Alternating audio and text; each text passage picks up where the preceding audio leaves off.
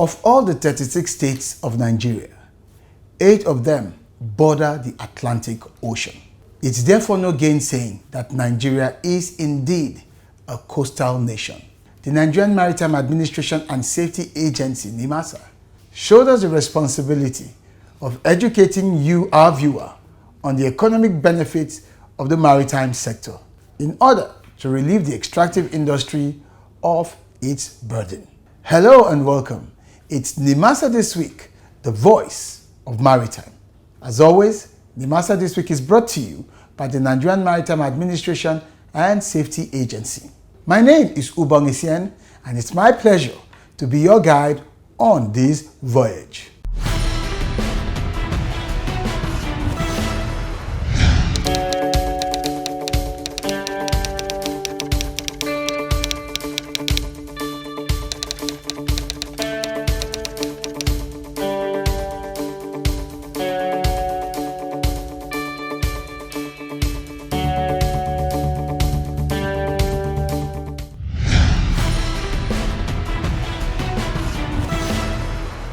I am Bashir. You're watching Nimasa This Week, the voice of maritime in Nigeria. Please stay tuned. Nimasa This Week, the voice of maritime, showing on these stations.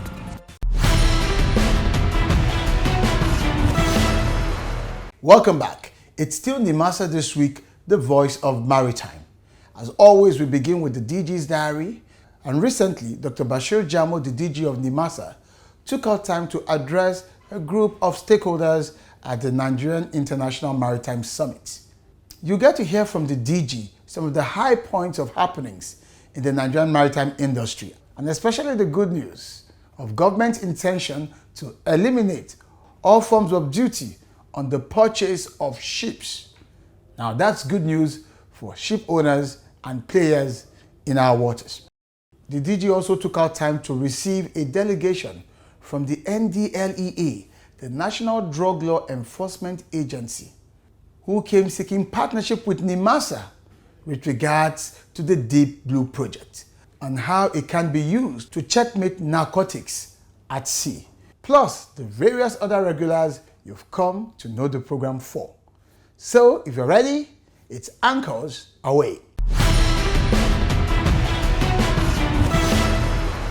Introducing the Nimasa Distress Response Call Lines for all maritime stakeholders, ship owners, seafarers, ship captains. Whatever your challenge or distress in the Nigerian maritime domain, please call 0803 0685 167, 0708 0005 956, 0700 0700 010. If you can't reach us on these lines, please call 0700 0700 020, 0700 0700 030. Also via VHF Radio Channel 16. Call and Nimasa will respond.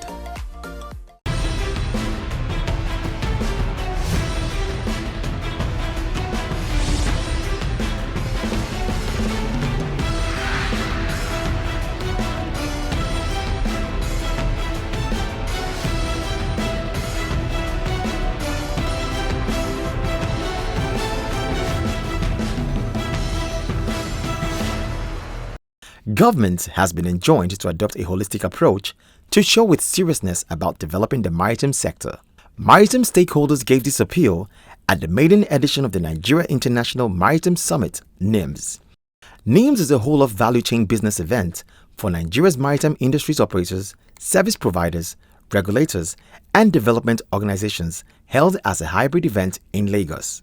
The guest of honor and chairman, House Committee on Maritime Safety, Education and Administration, Honorable Linda Chuba Ikpeazu, in her opening remarks, stated that despite the maritime potentials of the nation, Nigeria is yet to take advantage of its comparative advantage. In Nigeria's case, we are additionally blessed with human capital and a coastline of almost 900 kilometers, rich in biodiversity. We are also strategically placed to be a maritime hub and service both the regional and international trade needs of our landlocked West and Central African neighbors. Despite these key features, we struggle to achieve a collective dream for a maritime sector. These comparative advantages must become of significance. Earlier on a different occasion, the Minister of Transportation, Right Honorable Rotimi Amici, lamented the disunity in the maritime sector. The Director General of Nigerian Maritime Administration and Safety Agency, Dr. Bashir Jamoh, while reacting to this during his goodwill message at NIMS, described the lack of coordinated efforts by stakeholders in the maritime industry as a big challenge to its development. It's the only industry that is disorganized, that you have different function of, segmented union, Ship Owners Association, Indigenous Ship Owners Association, and so on and so forth. He said he cannot understand the coordinated effort. When he came in, he tried to see how he can get the unity of the different functions to come together. But up to now, he couldn't do that. Dr. Bashir Jamoh also called on the maritime stakeholders to consider going back to the drawing board to revive the Nigerian Maritime Expo, NIMAREX. So my sincere submission, and I told the organizers that while we are trying to deliver this particular summit, we should go back to the drawing board to see what we can do to revive the issue of NIMAREX. Let us strive and make sure that we come on board to make Nigerian maritime industry a unique and a formidable force that can fight for the realization and the aspiration of the maritime industry in Africa. The Nimasa boss, during the breakout session, took time to address the issue of incentives for the shipping industry. Truly, no maritime nation can grow without incentive. Maritime is capital intensive. There is no how you can say a ship owner, a stakeholder doing any type of business in maritime without palliatives. And interestingly, all the mode of transportation over the years continue to enjoy incentives from government. Be it road transport, we have seen it. Be it rail, is 100% owned by government. Be it air, if you are importing spare part as aircraft owner, you have incentive. When you are buying the aircraft, there is incentive. Only shipping industry that we are having these challenges. And I'm happy to announce, when I came to office, the first thing I did was to struggle for two types of incentives: fiscal and monetary incentive.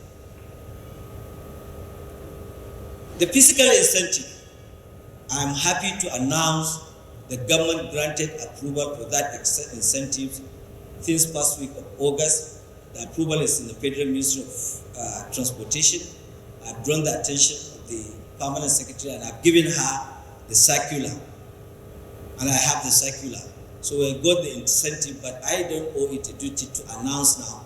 Until when they convey it to me, I will now announce it. So that's why we achieve the physical incentive. Now the monetary Give incentive. us a hint. Give us a hint because obviously it's zero duty. Pardon? It obviously is zero duty. A former Director General of Nimasa and Chairperson of the Summit, Mrs. Mfonu Soro, spoke on the objectives of the summit. It's about time all the policymakers, the thought shapers come together to understand, because first of all you have to understand the industry.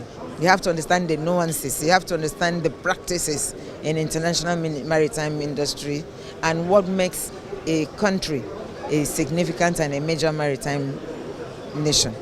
The summit was organized in a bid to bring together all industry stakeholders and policymakers to make Nigeria a significant maritime nation.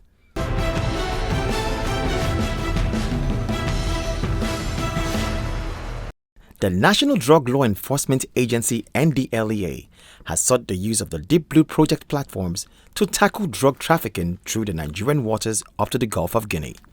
Delegates from the NDLEA, led by Deputy Commander General Narcotics and Director Seaports Operations Omolade Faboyede, made the consultation during their visit to the Nigerian Maritime Administration and Safety Agency headquarters in Lagos.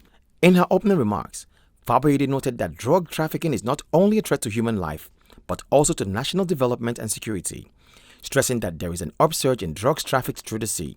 Hence the need for collaboration and intelligence sharing among the two agencies. We noticed the recent upsurge in drug trafficking along the Gulf of Guinea, and the fact that the proceeds from those drugs are used by pirates to acquire arms. Also, the drug seizures at sea are usually large in quantity, larger than what we can get at the airport or the land borders. So for proper handling of those exhibits, like the ones we had from customs recently now, the chain of custody of handling that exhibit is very important for successful prosecution. But we have issues that most of the transferred cases that we've had, because of the chain of handling of that exhibit, we can't have a successful prosecution at the end of the day. We just have bulk exhibits, no suspects to prosecute at the end of the day. And so there's need for us to collaborate so that we can be part of the chain of custody from the beginning of handling of exhibits to the end of when we are going to prosecute. And also due to the nefarious activities happening at the anchorage, where most of these vessels, but a lot of things are going on, sometimes they throw the drugs overboard. So there's need for NDLEA to be part of this, and also the critical role in coupling the transnational crime and the need for intelligence sharing. Dr. Jamoh in his remarks welcomed the delegation and expressed the Nimasa's readiness to collaborate with NDLEA to address drug trafficking through our waters. Part of the mandate of the NDLEA is to ensure that they prevent the illicit drug trafficking, either by rail, by air, by land, or by sea.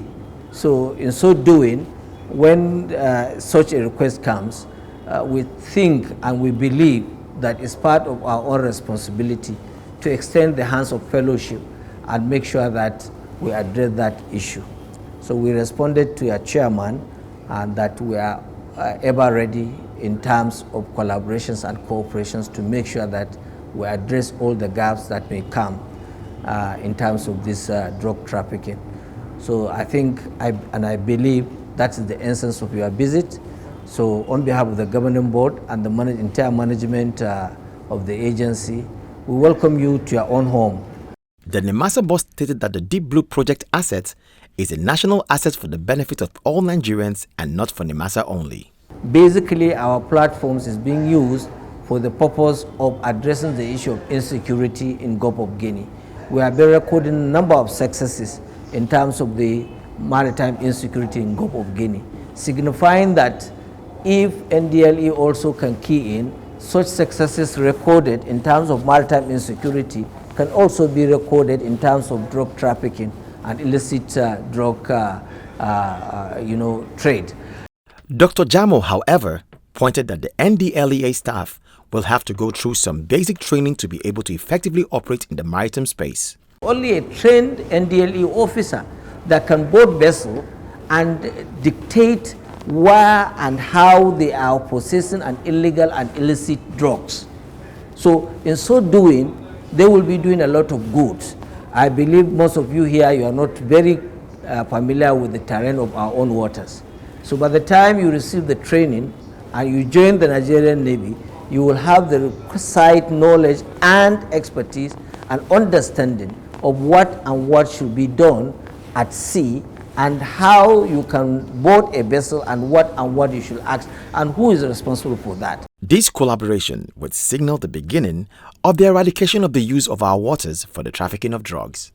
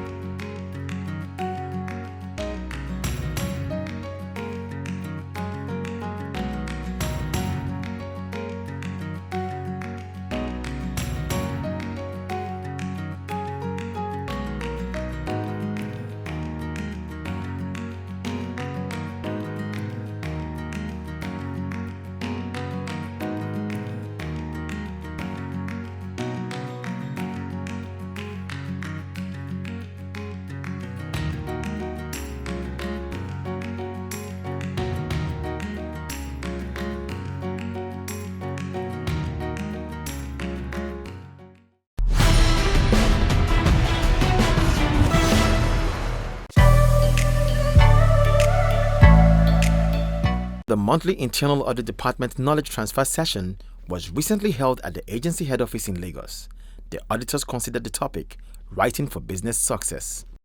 In his presentation, the Special Advisor to the DG on Communication and Strategy, Mr. Ubong Essien, who facilitated the session, was able to take participants through the basics of business writing, rules guiding it as well as tools and tips related to it. Be complete. In other words, capture all of the dimensions of your argument.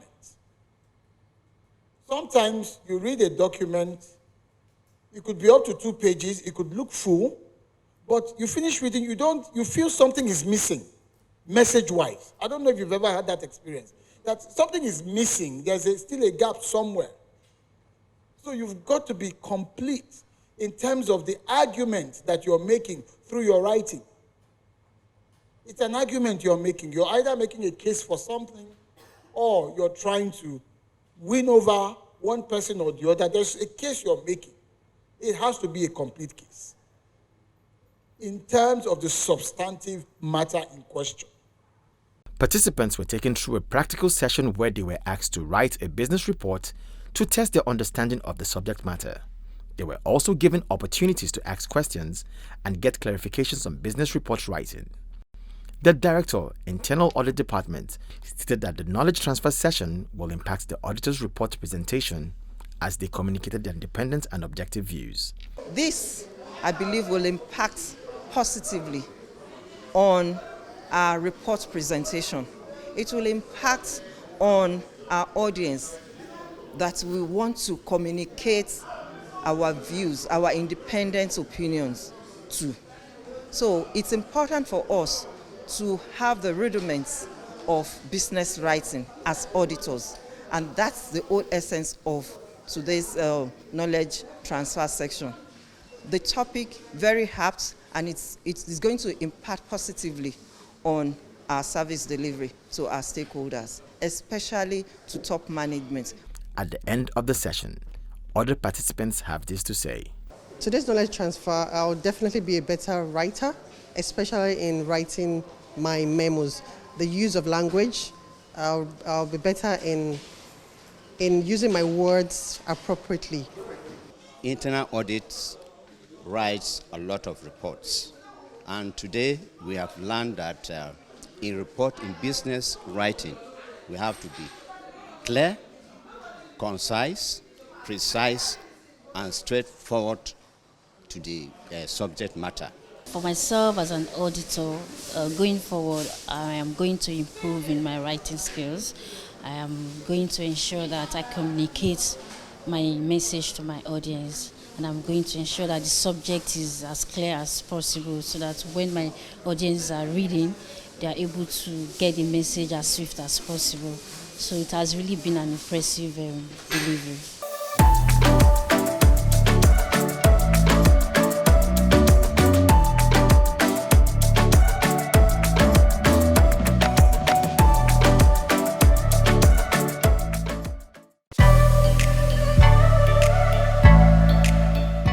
Nigeria is taking proactive steps to address its exposure to the threat of ballast water due to high tanker traffic in its water at the 10th meeting of the National Task Force on Implementation of Ballast Water Management.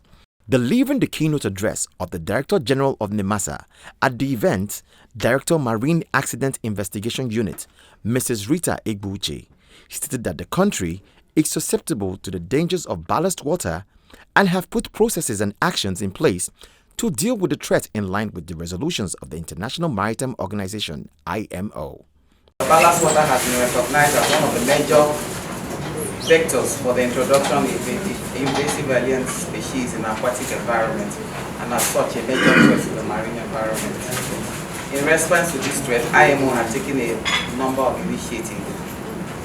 Member countries of IMO have also developed voluntary guidelines for the control and management of ship ballast water to minimize the transfer of harmful aquatic organisms and pathogens. The acting head of the Marine Environment Management Department of the agency, Issa Moody, in his welcome address, pointed out that the Ballast Water Management Convention is to establish standards to prevent the spread of invasive species. BWMC aims to prevent the spread of harmful aquatic organisms from one region to another by establishing standards and procedures for the management and control of ship ballast water and sediment. And that is why we have the task force to come together, bring out strategies for a roadmap on how to tackle the effects of these invasive species. A marine environment expert, Dr. Lawrence Kurushi, emphasized the need to carry out thorough checks on vessels to ascertain compliance.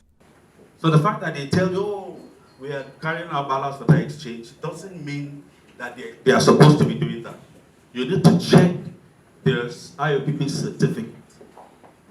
On the basis of the renewal date of the IOPP certificate, you will know whether this vessel should do ballast water exchange or not. The task force members, comprising representatives from maritime agencies, private organizations, environmentalists, and the academia, were able to share views and rub minds on the effective implementation of the Ballast Water Management Convention in Nigeria.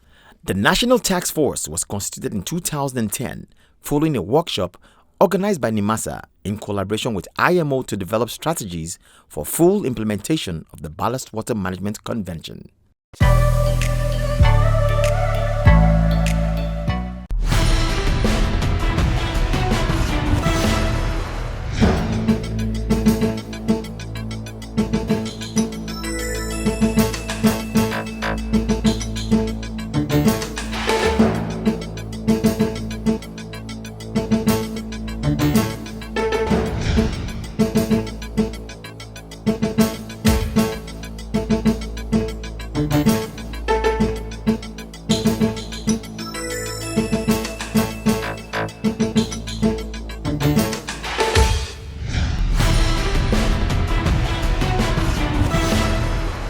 Welcome back. It's still Nimasa this week, the voice of maritime, and it's time to go straight into the Guardian newspaper to check out the DG's column, the Maritime Mandate. The DG takes its time to explain what Maritime Domain Awareness MDA means, using the US as a backdrop, and of course, exploring the various constituents of the Nigerian Maritime Domain, which require elevated awareness if we are to guarantee national security and economic sustainability as an ocean-facing nation. There are several constituents, and you're going to find them very useful, from port state control to marine environment, the economic exclusive zone, illegal, unreported and unregulated fishing, search and rescue, cabotage management, the entire gamut.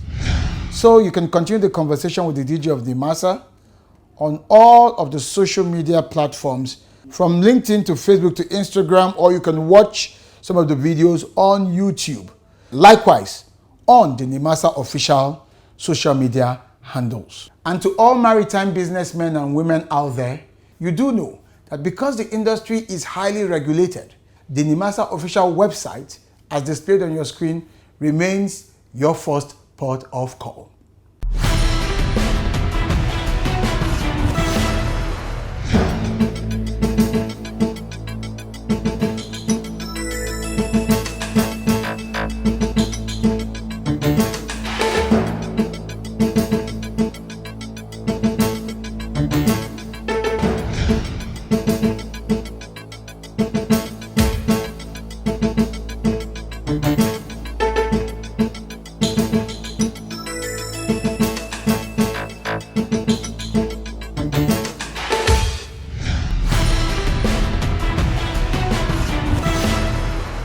Thank you for watching today's episode of Nimasa This Week, the voice of maritime. And we hope that the progress that Nimasa is making is indeed serving as encouragement to you to explore your options in the Nigerian maritime domain. I leave you with the words of Thomas Fuller. He that will not sail till all dangers are over must never put to sea. My name remains Ubong Essien. Till I see you next time, I'm asking you to stay on course. Bye-bye.